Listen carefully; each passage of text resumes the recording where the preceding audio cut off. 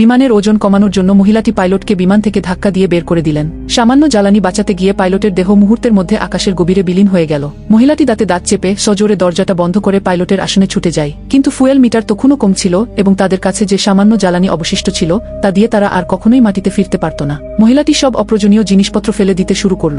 তারপর তার চোখ পড়ল মদের সেই বোতলটার উপর। হঠাৎ তার প্রেমিক তাকে থামিয়ে দিল, কারণ ওই বোতলগুলোতে প্রচুর পরিমাণে অ্যালকোহল ছিল এবং সম্ভবত তা বিমানের ফিউল হিসেবে ব্যবহার করা যেত। কিন্তু তারপর একটি নতুন সমস্যা দেখা দিল। ফিউল ট্যাঙ্কের ঢাকনাটি বিমানের ডানার উপরে ছিল এবং মহিলাটিকে এই কাজটি একাই করতে হতো। সে কেবিনের দরজা খুলে দুই হাতে বাইরের রেলিং শক্ত করে ধরে ধীরে ধীরে প্লেনটিতে উঠল। নিচে ছিল কেবল অন্তহীন সমুদ্র এবং বিমানটি যদি সামান্য নড়ত তাহলে প্রবল বাতাস মেয়েটিকে সোজা নিচে টেনে নামিয়ে দিত। কিন্তু এখন তার ফেরার আর কোনো উপায় ছিল না, তাই সে বিমানের গায়ে নিজেকে আটকে নিল এবং ডানাগুলোর সাহায্যে ধীরে ধীরে ফিউল ট্যাঙ্কের দিকে হামাগুড়ি দিতে শুরু করল। তার প্রেমিক জ্যাক প্রথম বোতলটা জানালা দিয়ে বাইরে এগিয়ে দিতে শুরু করে। মহিলাটি দাঁত দিয়ে বোতলটা খুলতে যাবে, তখনই হঠাৎ প্লেনটা একটা ঝাঁকুনি খায় এবং বোতলটা বাতাসে উড়ে গিয়ে অনেক দূরে পড়ে গেল। মহিলাটিও প্রায় প্লেন থেকে পিছলে পড়ে যাচ্ছিলেন, কিন্তু শেষ মুহূর্তে তিনি কিনারাটা ধরে ফেলতে সক্ষম হয় এবং কোনোমতে নিজেকে সামলে নেই। ভয় পাওয়ারও সময় না পেয়ে সে সঙ্গে সঙ্গে তার প্রেমিকের কাছে আরেকটা বোতল চাইল। এবার মহিলাটি বাতাসের তেজ কিছুটা শান্ত হওয়ার জন্য অপেক্ষা করল। তারপর ধীরে ধীরে ফিউল ট্যাঙ্কের ঢাকনাটা খুলল। এক হাতে সে প্লেনের ডানাটিকে শক্ত করে ধরেছিল এবং অন্য হাতে পুরো বোতলটা ফিউল ট্যাঙ্কে ঢালছিল।